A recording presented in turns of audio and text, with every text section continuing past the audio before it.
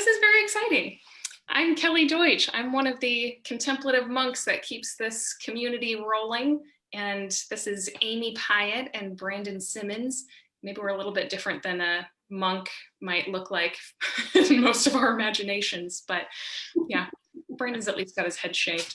So today I'm really excited to be able to go live. This is our first time on Contemplative Monk, and I hope we can do a little bit more of this in the future and generate some community and connection. But today we're going to share a little bit about our stories and how we each started off-roading. And before I do, I just want to give Amy and Brandon a chance to say hello. Amy, if you want to tell us a little bit about yourself, maybe? Sure. Hi, I'm Amy Pyatt, and I am in very hot Northwest Texas, where I am a pastor at a church in Granbury, which is like a bedroom community to Fort Worth. I'm a mom, a wife, a heretic, which means I lovingly question the church from the inside, but more on that later. How about you, Brandon? Heretic, I like that. I'll take that label. I am a dad. I'm a UCC pastor in Chicago on the shining shores of Lake Michigan. Definitely a misfit, and I'm also a writer and an executive coach, and yeah, happy to be here. Great.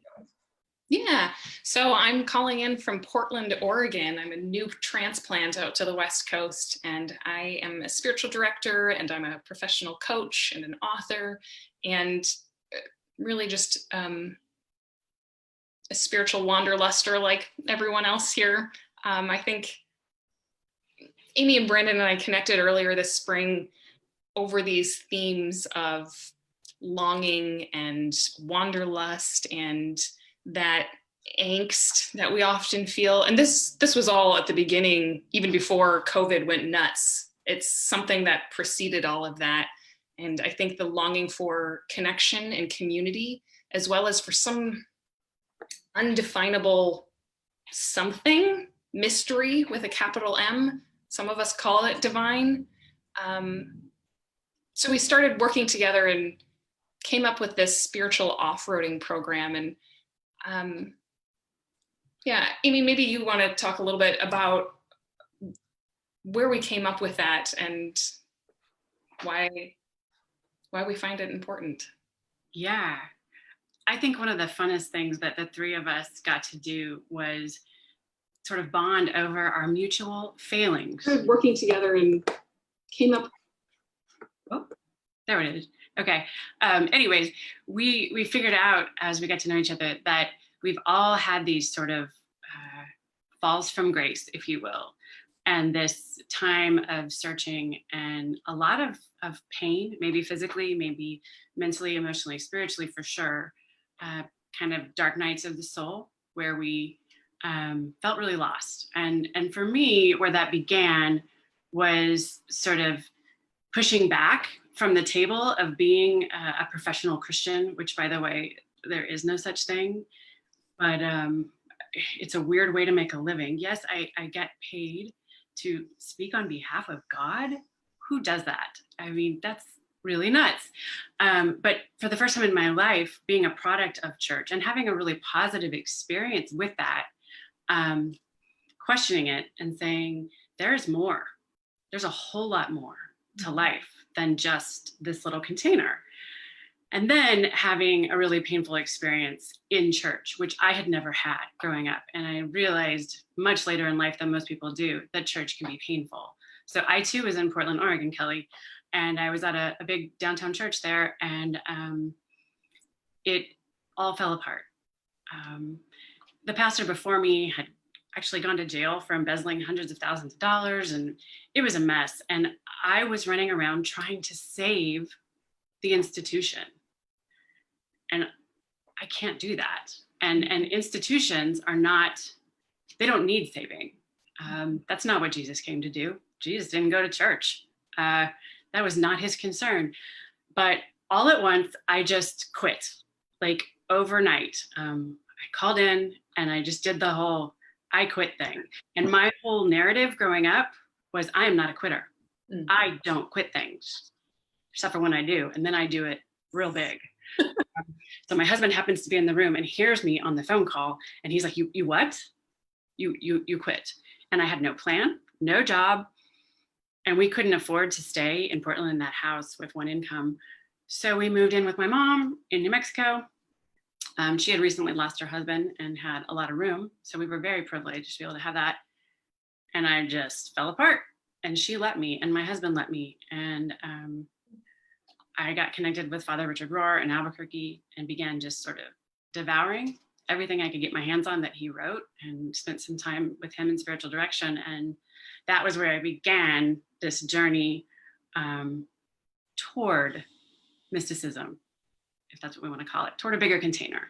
Can you recount the story of what Father Richard Rohr told you in spiritual direction? I just remember the first time we met, and I think you were feeling very pious in how you were sharing your soul. Yeah, so I had sort of built him up, as we often do, our gurus. We need people to be larger than life, to be more than I don't know, just human. And I finally get in his office and I sit down with him, and I spent the whole hour whining and complaining about all of the things that I didn't get and all the ways life had wronged me, and he was very patient with me and very wise. I said, so what do I do? And he looks at me and he says, I don't know, wait and pray, I guess. And I became irate, which was a very strange emotion to have in the presence of this beautiful little, I mean, he looks like a garden gnome. He's so cute. Father Rohr is precious. He's tiny. I mean, I'm 5'4" and he's about my height. Little bald man.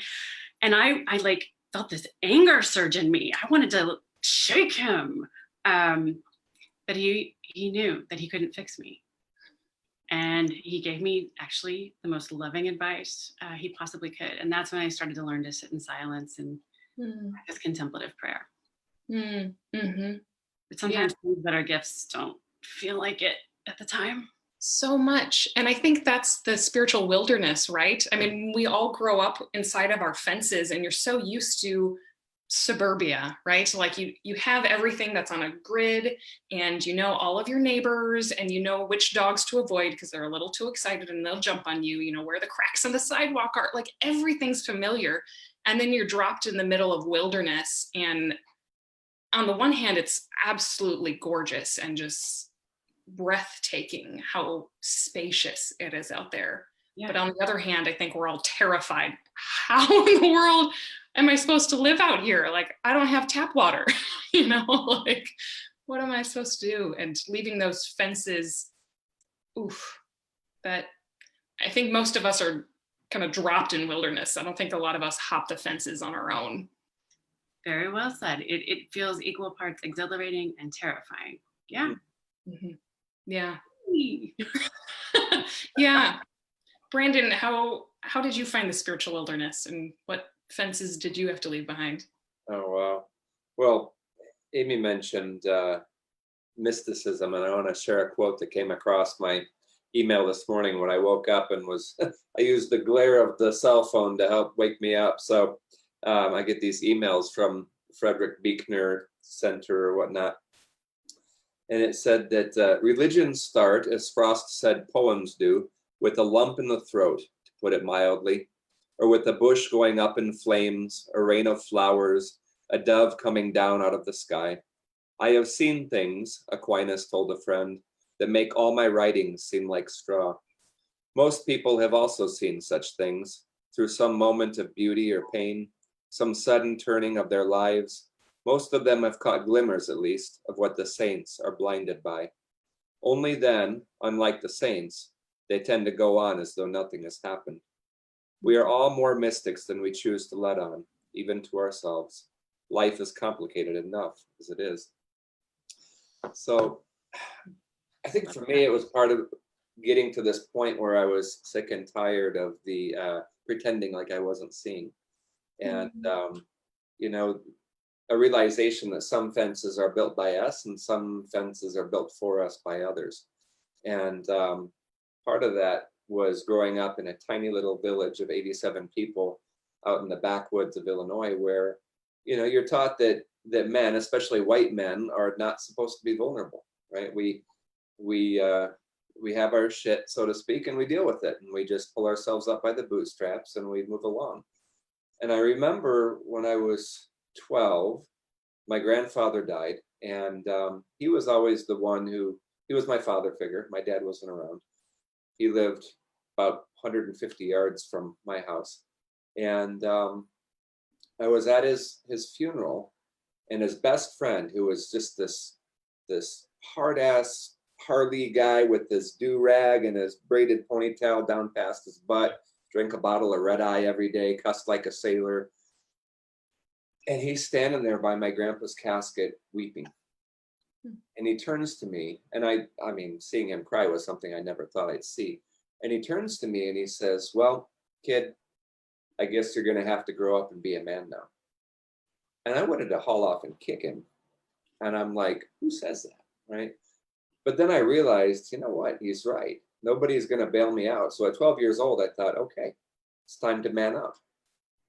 Now, the funny thing is, it took me 20 some years to even get any inkling of what that phrase being a man even means, right? Because I always thought being a man meant you tuck your stuff away and you pull your britches up and you move on. But it wasn't, right? It was, eventually I learned that being a man was being vulnerable. It was just the opposite of what I thought it was. So it was this idea that being sure about everything was just the opposite of what I was supposed to be doing. It was embracing the mystery. It was letting go of all the ideas of, oh, I'm so right, or I'm so sure about everything. And so I remember I grew up in a pretty evangelical Methodist church, and went to a conservative undergraduate college where, again, everybody was sure about everything. You know, the Bible says this is how everything is, and that's just how it is. Don't ask questions. This is just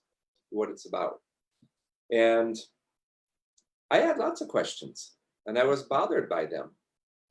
And I had my own, I had to own the fact that I had created my own image of God, right? That this was this vengeful God that I had created, but there was also this God that was taught to me by people like them that I wasn't supposed to question. And I remember I was in a social psychology class, and we were watching this video about, I won't name the nonprofit, but it was one of those where you adopt a child in, say, sub-Saharan Africa and send $28 a month, and this kid everything will be perfect. And so we get done watching the video, and all the students are whipping out their checkbooks, you know, back in the days when people actually used checks. And, you know, they're like, where do I sign? Where do I send this check? You know, and I'm just like, something isn't sitting right. I'm like, question. So if I watched that and understood it right, what it's saying is that you could have an 8-year-old kid who professes Jesus Christ as Lord and Savior and will go into that tent and eat. And you can have an 8-year-old kid who doesn't even know what the hell that means and is going to starve outside the tent. And the professor said, well, yeah, you have to profess Jesus Christ if you're going to eat. And I'm like, done. All done. So I ended up moving to Japan when I was 17, and wanted to get out of small town. And I met this exchange student who would later become my wife for 18 years. And I went to a Buddhist temple while I was there, and for the 5 years that I lived in Japan. And this priest came from Kyoto. And mind you, while I'm there attending this temple, the priest there in Tokyo, I was always telling him, you know, I'm a Buddhist. And he was always like, why do you need a title? Why not just be a better Christian? And I'm like, what's wrong with you, man? I'm quit bursting my bubble. You know, he's like, someday you'll understand what I mean. I'm like, fine, whatever. So one day this professor comes up from Kyoto, and he was a seminary professor. And he came up and he says, Otama jakushu wa shizen ni kairu ni naru. You with me so far? So basically He said a tadpole will naturally become a frog. But he goes on to say, but a human baby will not naturally become a humane human being. Without first learning love, kindness, respect, and compassion, one cannot consider oneself a humane human being.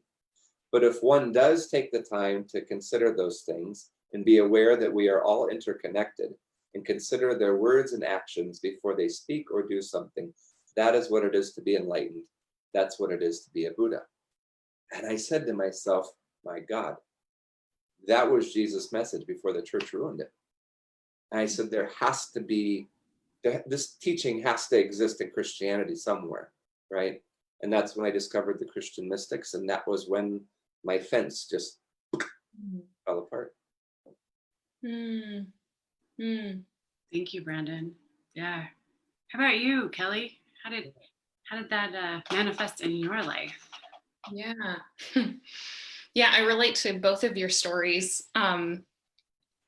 I think my goal for a long time was, what does it mean? Like, how do I live and be a holy person? How do I be a saint, right? I grew up Catholic, and that was something that we're all called to, right? We're all called to be saints, which basically just means like we're called to be forever in union with God. And that was something that I dedicated my life to, you know?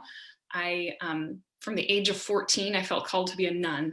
And so I went through high school and college. You know, Kelly was the one who was going to go off and enter the convent, and, you know, studied theology and served the poor and prayed for hours a day, all those wonderful holy things.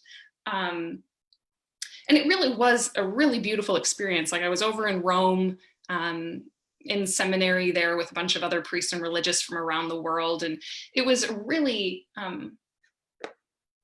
just eye-opening experience growing up in small town South Dakota and going off to Italy, where I studied with people from 72 different countries, and we're all trying to speak in like our non-native language, you know, like Asians and Africans and Americans speaking Italian together. And there were a lot of really beautiful things, and a really lot of hard things. And that's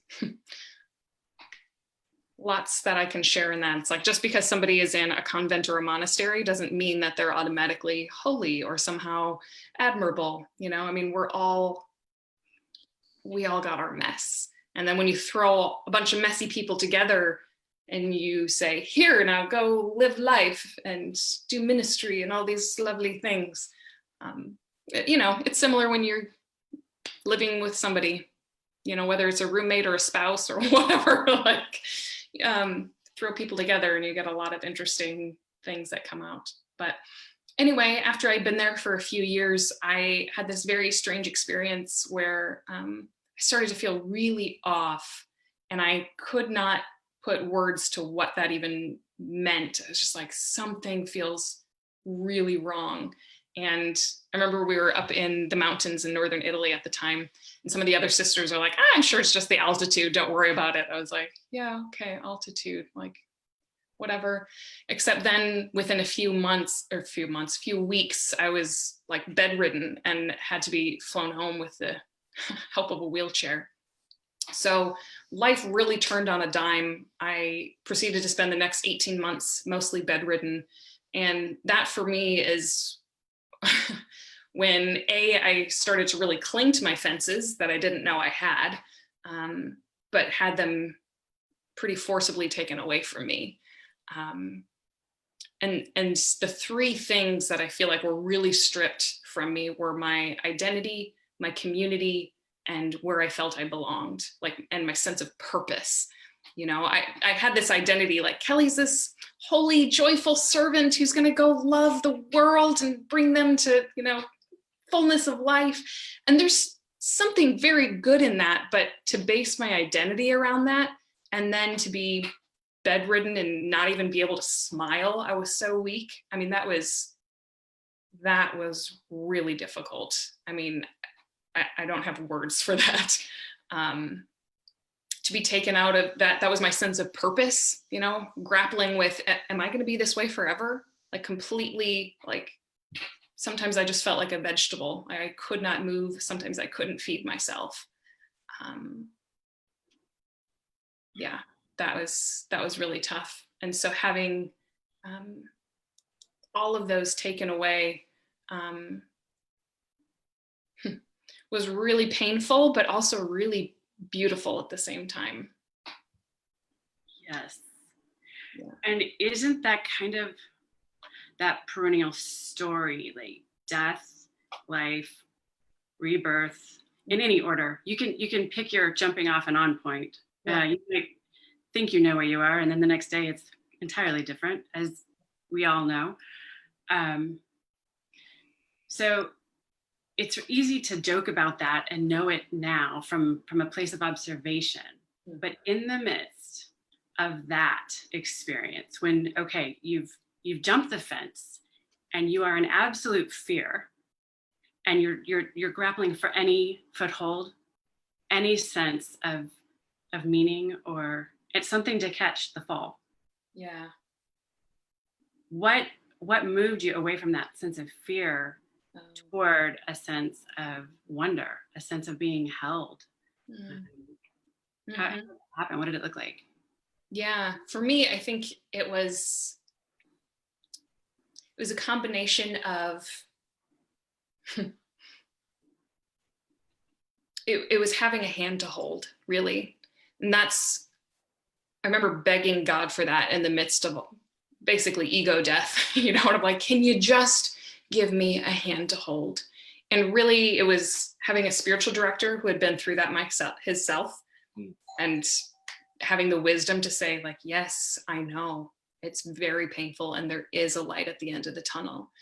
It was having two really close friends who I feel in some ways loved me back to health, just being able to be present with me. I think when you're going through pain and suffering, a lot of people feel uncomfortable around that and want to try to fix you. I think it comes from a good place, but when you're suffering, it feels awful.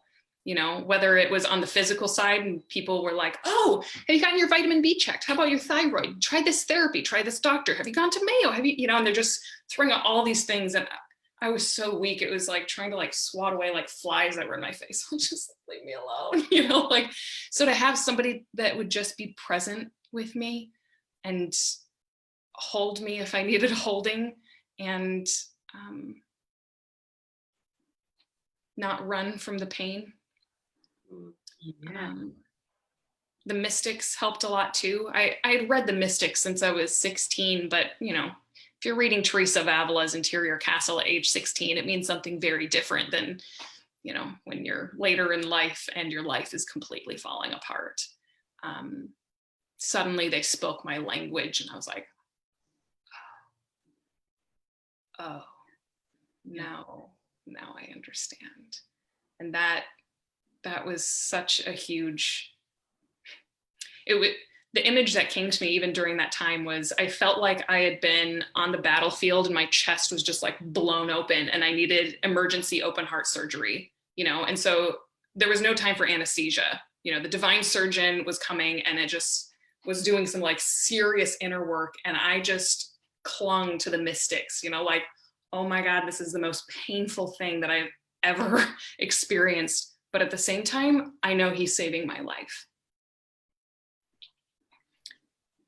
Whew, it's not the life you thought it was. Right. Yeah. And so eventually, I think that's what helped shift as those things began to settle, as my spiritual director and the Mystics, and even a couple really great novels, like stories that you see people who are utterly transformed by agony, really, by that kind of trial and suffering, and slowly moving to that place of curiosity that I once thought was dead. Like, I didn't think I'd ever be able to move back to wonder. That was such a big part of me growing up under big South Dakota skies and, just marveling at the world. And I, for a long time, thought that had just died in me. But it was so hopeful and refreshing when that started to return, and what is this place? And beginning to recognize, kind of like what happened to you, Brandon, in Japan, where you start to see all of these share a very common core, Mhm. That's the perennial wisdom, right? That you find in any path. And I used to dismiss that out of hand. You know, when people were like, well, all the religions are really saying the same thing. I'm like, that's nice. You don't really know the religions then. It turns out I didn't really know the religions, you know, at least the mystic heart. And there is more in common between two mystics of different religions than a mystic and a fundamentalist of the same religion. Yeah. And so that's what I find to be fascinating. And that's where I love exploring this spiritual wilderness. Is there's a lot of deep, deep wisdom out here and mystery that is human. It's not, no institution has a monopoly on it, you know, and being able to explore some of those things and recognizing that these fences were pretty artificial to begin with. You know, they were meant to help, like, okay, stay on these roads. This is how you get from A to B. And they're not all bad, but it's, there's just a lot more space out here than I think most of us first realized. Hmm. Yeah. Way of saying it. And I love that beauty of you saying that they almost like they gave you permission to regain that sense of wonder, of wonder and wonder, right? Yeah, really. Mm-hmm. Yeah. So Brandon, obviously you're no longer in Japan, you're in Chicago. And you are in a church, you're in a United Church of Christ congregation there. So you sort of found your way into a wider open space, but also back into the Christian tradition. What did that shift from fear to wonder look like from you, and how did you find your way back over to this side of the pond, both figuratively and spiritually? Yeah, right. Well, in a phrase, it was scary as hell, but it was, you know, that letting go process took a long time, because you still hold on to that, what if I'm wrong and I'm going to get punished for this, or right, all of these old ideas and things that you hold on to, until eventually you realize that spirituality and religion are not the same thing, right? That religion is man-made, and when I say man-made, it usually white man-made, right? You know, when we went to seminary, we studied what white men taught us about religion, and even the word theology, you know, that I could say, wait a minute, theology is not the study of God, it's the study of man's ideas about God. And in that, there was a great sense of liberation to not only let the fences fall, but to trample them and burn them, and to play joyously in this field, and then to realize that there were other people out there too. Yeah. It felt really lonely in the beginning, but then when I talked to other people, and they'd be like, "Are we supposed to be saying this out loud? Are we even supposed to be believing this or thinking this?" But then, you know, when I found people that were had the same doubts and the same thoughts, it was, whew. And then it was, like Kelly said, it was the mystics. For me, it was Meister Eckhart, I think, who first bridged that gap. And I don't think it's any coincidence that D.T. Suzuki was like, this dude's a Buddhist. I mean, even Suzuki, he was the one who brought Zen Buddhism to America. He even wrote a book about Eckhart saying, this dude's a Buddhist. And, you know, and it's obviously wasn't a Buddhist. He probably wasn't even aware of Buddhism. He might have been. But it's just that the principles, or the core, the heart of it was the same, right? Ideas of non-attachment, and, you know, quotes like, the hand that erases writes the true thing, or, you know, the eye through which I see God is the same eye through which God sees me, and things like that I was like, and I was just like, wow. At first I'm like, I don't even know what that means, but wow. And then I'm like, wait a minute, I think I do kind of know what that means, and it's not an intellectual assent. It's right, it's something here. And they became a guide, spiritual directors, people who showed me that the answer wasn't out there, but the answer was in here. And it's it's amazing how you realize that this journey unfolds in stages, right? Once you think you finally got it, whatever it is, something else opens up and unfolds to where you realize, wait a minute, it's not even about the answers, it's about the questions, right? It's about, like Rilke said, right? It's someday, if you live the questions, you just might in the distant future live your way into the answers. And it's like, oh, okay, I'm going to learn to ask better questions and worrying about getting the answers right. And that's where I was back there. And so today, I just want to ask better questions. I want to challenge my ego. I got to a point where I was like, I'm never going to slay the ego. I'm never going to kill it.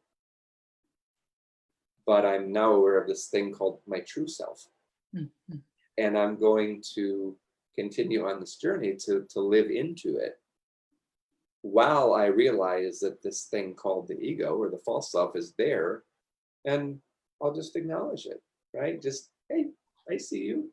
That's fine. You served a purpose way back when I needed some protection as a child or whatever it was, or when I needed to prove that I was good enough to play with the other kids in the playground, or that I wasn't, garbage just because my daddy left me, or whatever purpose it served, right? But just stay there and let me live into my true self and practice compassion and love and kindness and respect and be a humane human being, and never, ever, ever think that I finally got it, and to realize that that's okay. Mm-hmm. Yeah. I sometimes compare the ego to like your drunk uncle that's like asleep on the couch and sometimes like pops his head off the pillow and says something obnoxious, and everybody's kind of just like, oh, that's just our uncle, like ignore, right. Like he's okay. I mean, you can't get rid of him, he's family, but like he's just going to be there and say some ridiculous things sometimes. You know? Don't engage him, he's harmless. Yeah, right. And that's kind of ego, like, yeah, he's always going to be there. It's okay. You can just acknowledge that. Exactly. Yeah. And I love that. I think that's an important facet, I think, in all of our stories, is recognizing that we never really get it. Like the floor can drop out again and you're like, oh, mystery will never leave you alone. Yes. And it's, when I finally realized that I had created God in my image, right? That this God that we're afraid of was created in our image. And it's not, at first I thought, that's blasphemy. Here comes the lightning bolt. It's all over, right? No, it's true. When we look at the stories in the Bible of, and all these things happening, this is a historiography, right? These are people's interpretations through what we can grasp in our minds of what we thought God was doing at those times, right? And why is it any different now, right? It's whether we experience death or illness or whatever in life, it's our interpretations from our worldview, from where our intellectual or spiritual growth happens to be at that snapshot in time, right there at that intersection, right? So if I understand that, then of course I've projected all these things onto this divine image that I need or don't need at the time. But if I can step back and embrace the mystery and just say, I don't know, right? In unknowing is much more beautiful and palatable than putting on the weight on myself of having to know all the time. Then okay, I don't have to create God in my image. I can let God live through me, and I can live through God. Yeah. And that's what's scary, is trusting that unknowing, the mystery, because it's the liminality, right? And we're all getting a masterclass in that right now.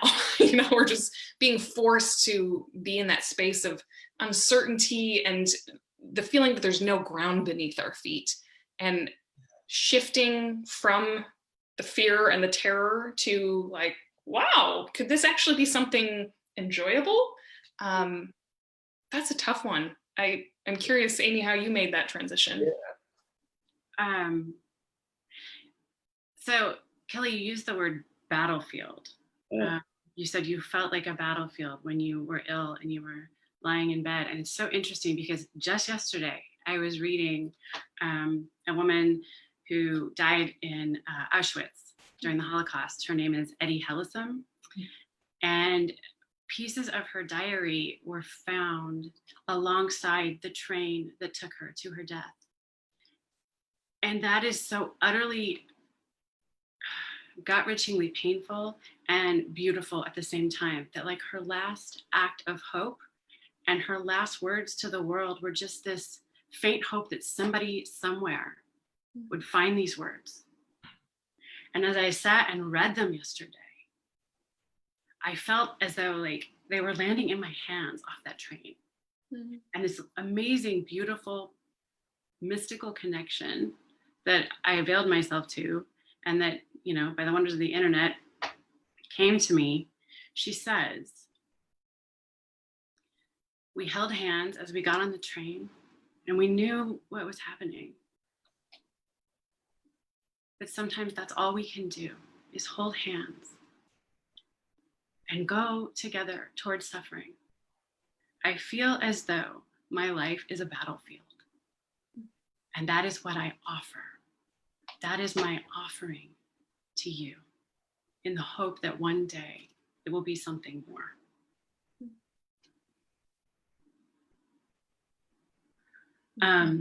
If that doesn't break you open, I don't know. You need to get in touch with your humanity, sit with your pain a little bit. But that was my lesson. See, because the way that I avoided all of that was to stay incredibly busy and distracted, and all the things that the world would say are admirable and good. Caretaker, people pleaser, just go, go, go, do, do, do. Yeah. And the last thing in the world I would have done up until this breaking point was sit with my pain. Those words made me want to throw up. Like, why would anybody do that? Oh, it just sounded like a death sentence, because it was. Mm-hmm. And, Surprise. yeah, oh, great. So that's not the good news, but it is. Because when I finally had nowhere to run and I had no more titles, like I was just this girl living at her mom's house, trying to just find anything to hold on to. Yes. And I had no sense of purpose, identity, Yeah. at all. I sit there with my pain and I just open myself to it. And it didn't happen immediately. I'm not going to say like in a few days I just felt better. No. But over time, I just began to be more in touch with my body and to be grateful for very small things, and to have a sense of myself and God that didn't rely on all those labels that I left behind. And I was better able to first receive that love and to see myself through the eyes of compassion and love, call that God, if you will, and then to offer that to other people. And then after many months of this, one day I was getting out of my car early in the morning at Starbucks, and I put my foot down on the sidewalk, and there was a bottle top, like a round beer bottle top sitting there facing up, and it caught my eye. I almost stepped on it. And out of nowhere, I said, that is the most beautiful thing I've ever seen. Why would I say that? That's silly. But it is. Look at it. That is the most beautiful thing I have ever seen. And from there, I looked up, and the next thing that caught my eye was a little tree, and it was ablaze. The closest thing I can imagine to what maybe Moses saw. Not saying I'm Moses, but like I've never seen a burning bush, but this little tree was just lit up with holiness. And then the Sandia Mountains, oh my God, there they were. I see them every day, but now I see them. Yeah. And everything was awash in holiness. And then I began reading within just a few days the passage from Julian of Norwich where she talks about the hazelnut and seeing all of eternity and all the universe, everything, all of creation in this little nut that she held in her hands. And I thought, she's my sister from another mister. Like others out there have had this happen, whatever it is, and it's not a destination. There's nowhere to get. It's not like since then I haven't suffered, or that I haven't had questions or doubt or fear, or I haven't fallen apart again. But there is a sense that I'm being held by something so much bigger and more beautiful than I knew before. And so I've learned to trust the fall, to trust the letting go and the becoming. Okay, God, here we go again. And I try and just sit with whatever it is that is keeping me in fear and welcome it. So those are some of the tools that we hope to share over this process together. And also just to witness with one another what it is to fall apart, because all three of us are really good at it. We're professional fall aparters. Yay, us. And to stay open and avail ourselves to kind of like our friend Eddie and our friend Julian, like being battlefields and holding up beauty in very unexpected places so that we know that we're not alone. Beautiful. Yeah.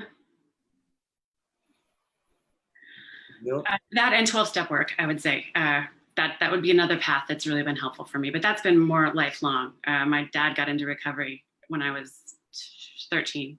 He was a pretty crazy alcoholic. And I share that with his permission.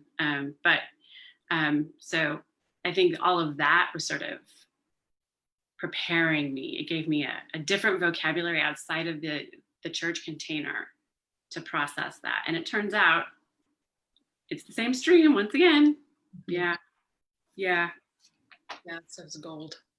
Yeah, absolutely. And indeed, we're not alone. So speaking of not alone, these fences have fallen and we've felt all the yummy and yucky feelings along the way, and then not being alone. So a couple of questions. And Kelly, how did others accompany you through this, to this fence breaking and playing in the fields time? Yeah. I think I mentioned a little bit before, like having my spiritual director who had been through this to accompany me. And also when I had those feelings, and I can't remember if that was Brandon or you, Amy, before, it's like just the feelings of like guilt, or am I okay? Am I, when you start to like climb over a fence, or you see the fence has already fallen over and you're like, oh no, is this bad? Like, what's going to happen? I remember that especially, and this was even while I was still over in Rome, like processing my spirituality, my sexuality. Like, what does it mean to be a sexual being when I'm preparing to take vows of like celibacy? Like, I don't know, and trying to explore that. It was kind of something I had just set aside, like, well, that's not something that I'm called to live into. So like, whatever. And to have my spiritual director, bless him. I remember telling him once, while I was in school over there, we're studying, mostly with other men, right? Priests and religious. And I was telling him that I was attracted to the seminarian in class. And he was just like, and what would you like to do to him? And I was like, you want to know my fantasies? And he's like, why not? I was like, isn't that like lust or something? And he's like, let's just put down some of these terms and just explore, like what's even coming up in you, and approaching with curiosity. And like, thank God there was somebody who was able to, in a safe way, walk me through some of those things that I just had never touched before, or somebody to ask me things or see things that I couldn't see. I remember him asking me once, if I get something out of serving other people, is this something that serves you too? Like when you do this joyful servant thing.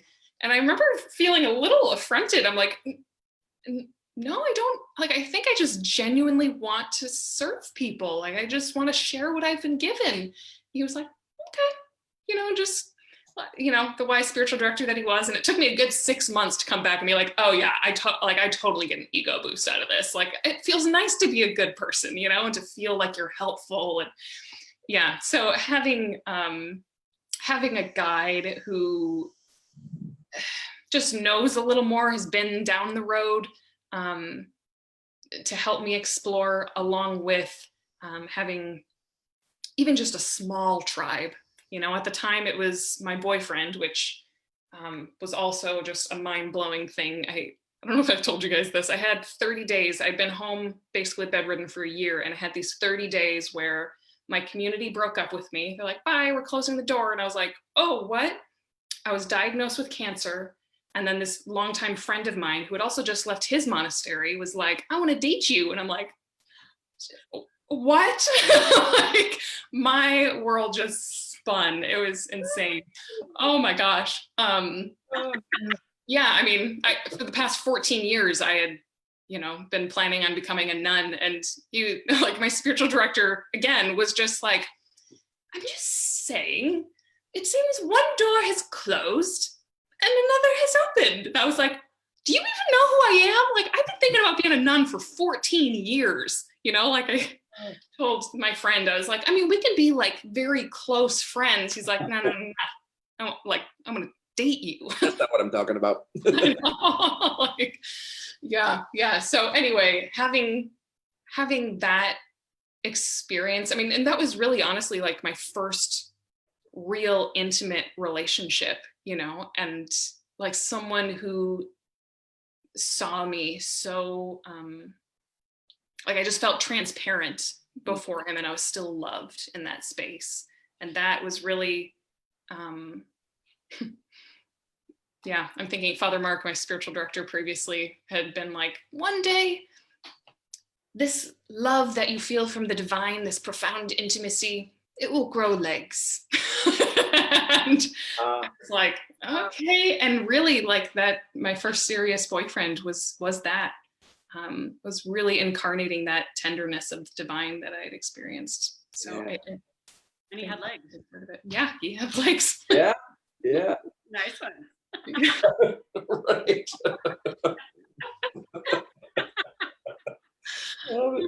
Shoot. Like divine love becomes incarnate sometimes, huh?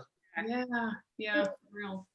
So you admitted that you do get something out of helping others. So how do you do that? How do you accompany others on this journey?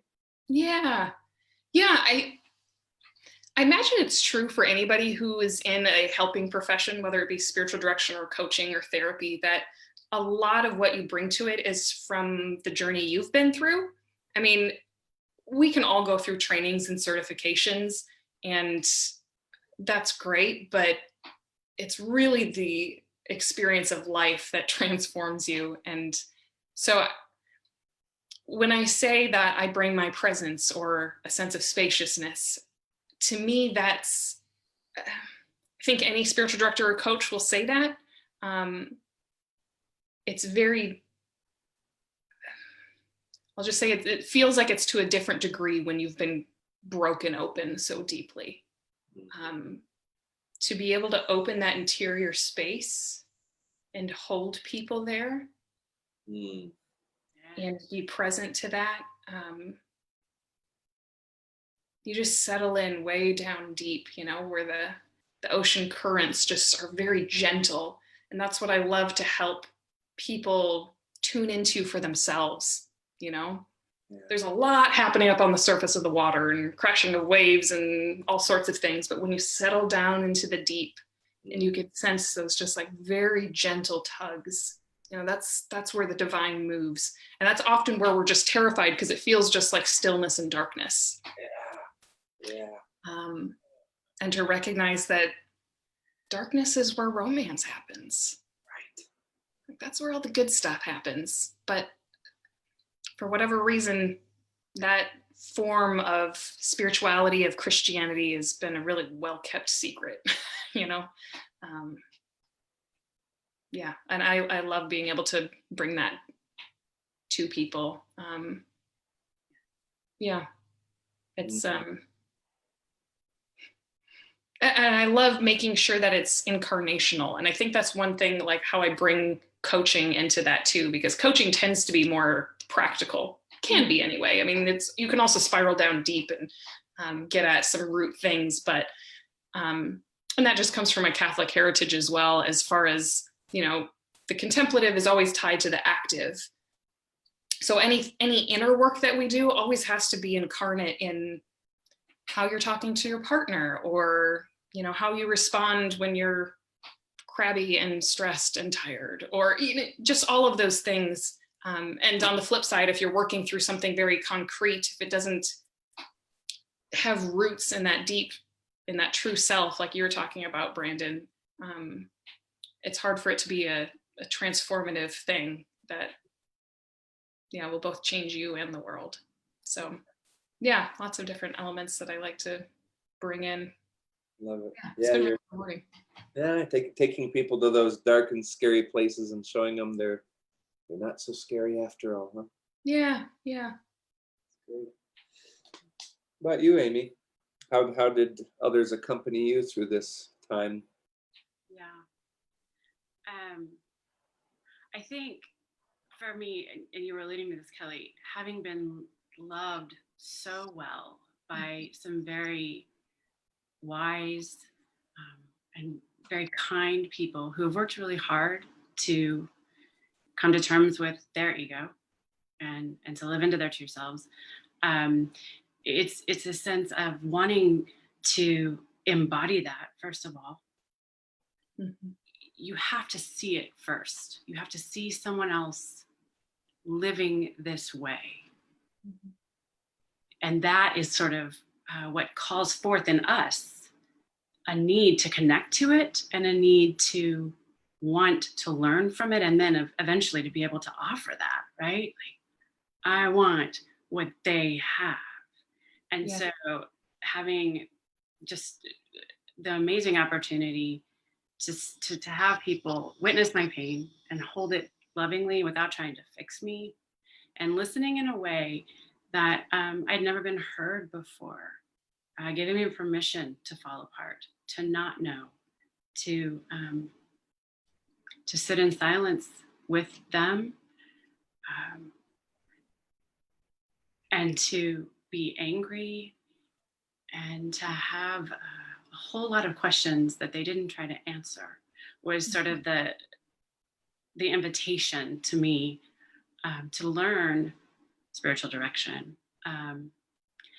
And I've heard it said, I think it was James Finley, that spiritual direction is two friends sitting together talking about what neither can say. Mm. Mm. And I would definitely call him a skilled spiritual care director. But he embodies that deep listening. Mm-hmm. And in the midst of these times when I feel heard and seen, because I think that's sort of at the root of all of our needs, to be fully seen, fully known, fully loved. And spiritual direction at its best offers that in many different ways and forms. Through relationship, we begin to learn how to do it. We learn it's possible. Mm. First of all, I didn't even know that this was possible. First of all, that I could be loved just for sitting here and falling apart. Yeah. Or not knowing. Without all the titles, without all the crap that we take on. I can just be loved, and to help experience that compassionate eye with which God sees us. And then this ineffable, transcendent experience that we sort of get guided toward and into this field. Did we ever name the field? We've talked about it. I don't know if we, in this conversation today. So Rumi, a great mystic poet, Sufi, says, out beyond the ideas of right doing and wrongdoing, there is a field. I'll meet you there. And that's sort of the invitation that we want to both continue to answer and extend to each other. Deep listening, the gift of being seen. I'm not going to try to fix you because you don't need to be fixed. I'm not going to give you advice because you won't take it anyway. It will not be enough, but True. you are enough. You are enough. You are loved and whole right today, there where you are. That's where it starts. And then it's like shadow boxing. You get a shadow boxing partner to come to terms with this ego, the shadow side. Jungian psychology, also, I think deep mystical spirituality says there's this hidden part of us. It's not good or bad. It's just what we have suppressed and what we don't know how to name or can't see or we don't want to see. Sitting with our pain. But a good shadow boxing partner can help us kind of dance around it and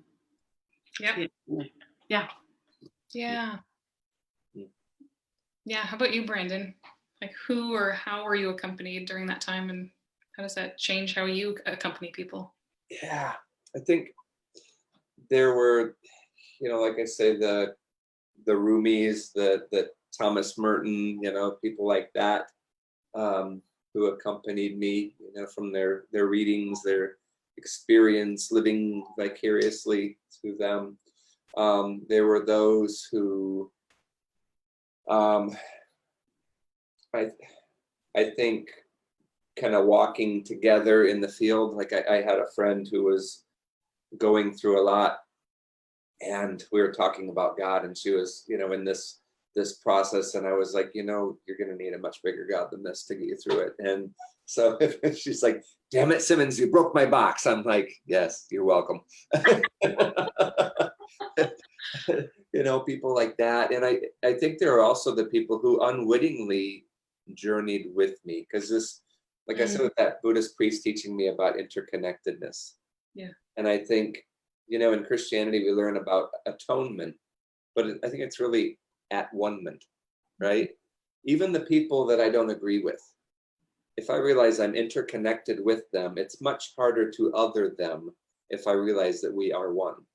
So even in that, I might see parts of myself that I need to grow and question myself. If I'm saying you're an idiot, you're a fool, why do you believe this? Why are you acting this way? Well, what questions do I need to ask and reflect about myself?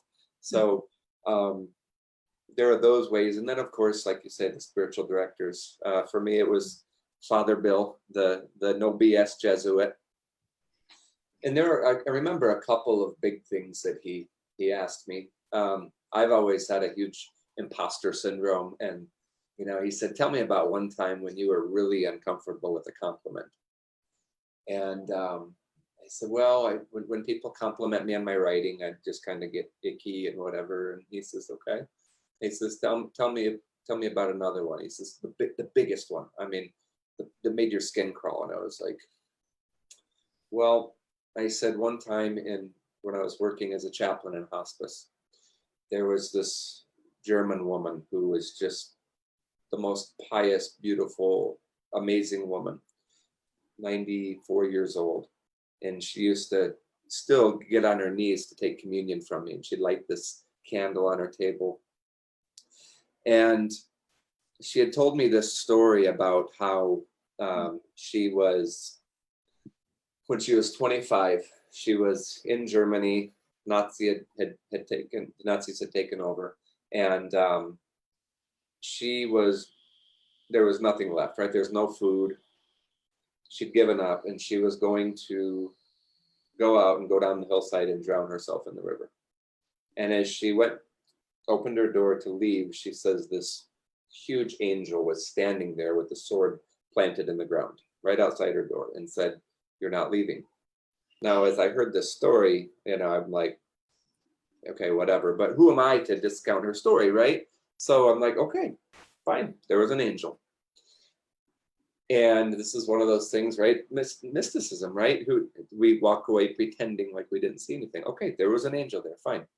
So 5 minutes later, her sister-in-law comes running down the hill because they lived on a mountainside, comes running down the hill, says, get your stuff. I found a way to get us to America. And they moved to America now, right? So fast forward 70 years later, here she is kneeling before me, receiving communion from me. And she says to me, I have never seen the face of God shine so brightly in anyone like I see in you, except for in the face of those two men. And she pointed to her entertainment center where she had a picture of Jesus and Pope Francis. Don't ever say that again. Like, no, that's yucky. And Father Bill just smiled. He says, okay. He says, what if I were to tell you that you're a great writer? And I'd be like, okay. I'd shrug it off. And he says, what if you were to say, thank you. I'm grateful for that gift as well. I was like, whoa, that changes everything, right? It's not about me anymore. Ego, sit down. Sit down, drunk uncle. Lay down and be quiet. Right? Right? It's not about me anymore. It's about what is God doing through me, for me, and for others that I can be grateful for as I also experience the goodness of this gift as I do it, right? Okay, imposter syndrome, sit down. You don't get to play a role here because, again, it's not about me. So just people like that. And so as I learned that, and the idea that it's about the questions and not the answers, right? In my coaching practice, I coach Fortune 50 executives, and I find that they have the same questions and the same longings and the same struggles and whatnot as the friends that I sit on the couch and have a beer with and talk to, right? I mean, it's the same stuff. It's the same angst. It's the same feeling that true self in there somewhere and knowing they should be going one direction while their ego is pulling them in another, right? So it's journeying with people and asking them the right questions so that they can be freed and liberated to let those answers that they've always had be able to come out and do so joyously and be honest with themselves. So I think that's where I find myself journeying with people along the way. Yeah, it reminds me of Parker Palmer. He always says, we need to listen people into speech. Yes. That people they don't really want your answer or your solution. They want, like, what they really need is their own solution for their problem, and finding a way to allow that to emerge, to listen them into speech. Yeah, it's like Amy said, it's like we can offer advice, but when it comes from the outside, it's never quite as impactful as, just the planting of a seed, that question, when my spiritual director asked the question, like, do you get something out of that? Do you get a kick out of serving others? And I'm like, nope, but I had to come to it myself. It's not like he was like, I'm pretty sure you do. You should actually look at that. It's just like, okay, just planting the seed question. I'm just going to leave that there. And he gave you that space, a whole 6 months for you to come to it yourself. Yeah, recognize what ego is doing. Right. Yeah. Well, thank you guys so much for sharing. And thank everyone for tuning in today. I'm so glad that we were able to share a little bit of our stories. If anyone has any questions, whether about our stories or even anything that this brought up in your own story, I'm just now perusing some of these comments. Someone says, Amy, thanks for sharing. So many of us have felt this way. Plan to send this to friends who would love it. Talking about that beautiful field from Rumi, Beyond Right and Wrongdoing. I think there are a lot of things that have resonated with people. And so I'm seeing all the little hearts bubble up. Thanks everybody for joining us. Sweet. Yeah, if anybody wants to journey with us, we're going to be, yeah, thanks, Kathy. We're going to be starting this journey in September, spiritual off-roading. And I'm really excited to see who's going to be in our cohorts. We're just going to have small, right now we plan to have 2 cohorts, 8 people each, and to journey together for 4 months, combination of some group sessions, some one-on-one with any of us or all of us. You can choose to deep dive. You know, if you resonate with Amy's story, you can stick with Amy all 4 months, or you can try each one of us a different month. And just fun themes like embodiment and divine intimacy and vulnerability and all of those things that I think a lot of us are really hungry for.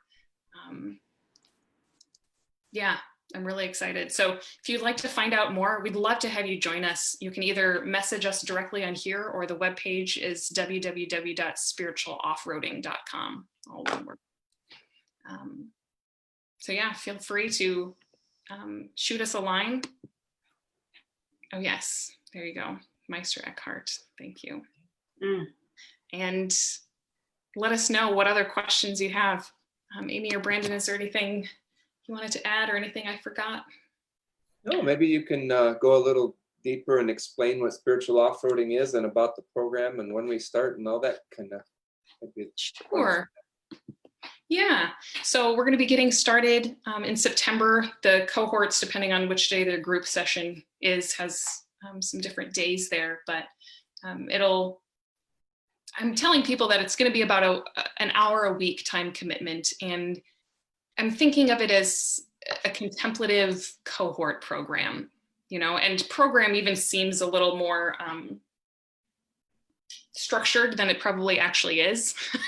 It's really just a group of us journeying together through some really beautiful themes and landscapes, you know, and we all have, there's such a vast inner landscape, and some of us have done a lot of exploring, you know, I mean, a couple of the people who have already signed up have been exploring and deep diving for 30 years. And others, you know, are like, I'm kind of new to this. Is it okay that I'm here? Which is absolutely fine.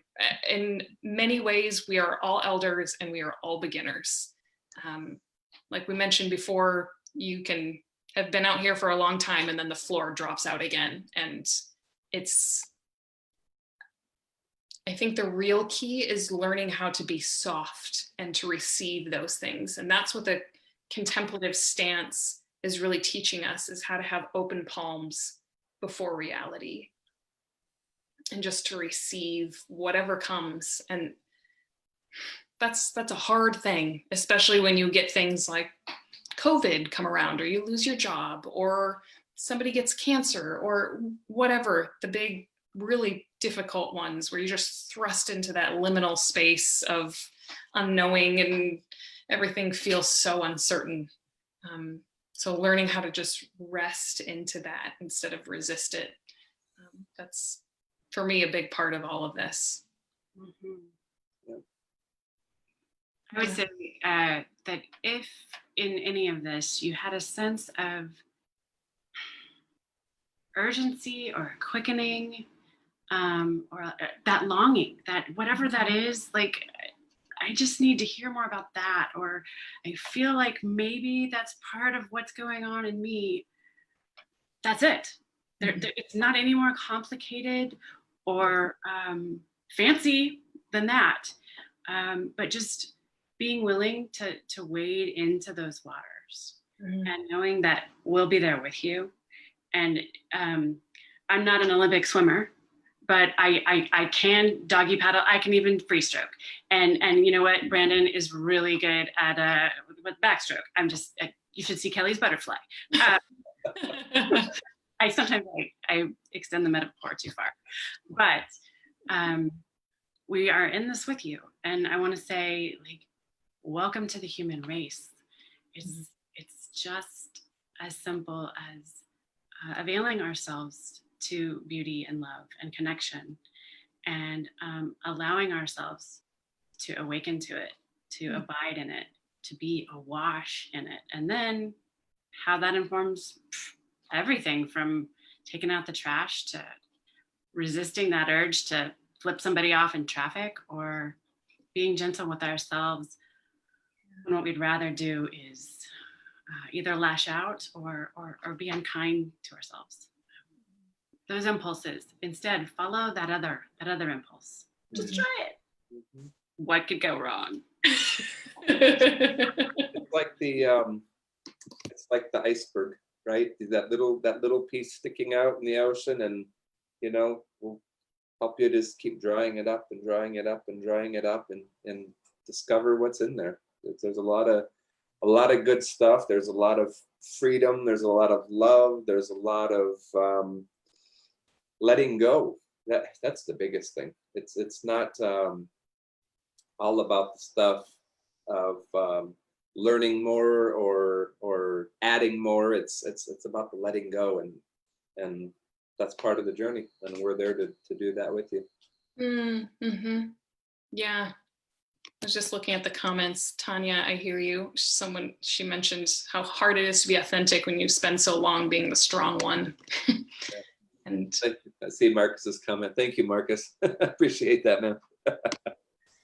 yeah, there's a lot to be lived into here. And I think those of us who have sensed these things and not just moved on with our life as if we hadn't just seen an angel standing outside of our door, or just had some sort of gentle tug, like you begin to recognize how frequently that happens just when you're sipping coffee in the morning, or have some just gentle knowing that is not here. It's some deeper, whether in your heart or your gut, it's just in your entrails. Yeah. And it's fun to be able to learn to listen to all of that. That's part of your inner compass. And that's what we really hope to do in spiritual off-roading, is offer you tools, not to show you any trail necessarily. Like there are trails in the wilderness, and there's the path of Buddhism and Christianity, and you can be a Quaker, or you can be a Jew, and those are all great. And we might point out a couple trailheads, like you can explore that one a little more if you want. But really what we want to do is offer you the tools that you can explore wherever, so that you can use your inner compass to navigate. Kind of like Sherpas. Yeah, right. Teach you how to pitch a tent and survive out here, or, purify your water so you're not getting some of that toxic stuff from back in suburbia. Yeah. So I hope you all join us again. The website is spiritualoffroading.com, and we would love to have you with us. I think it's going to be a really fun adventure. Yeah. Well, thank you all for being with us. It's been great. Thanks for your time. Yeah. Take care of yourselves. All right. Thanks, guys.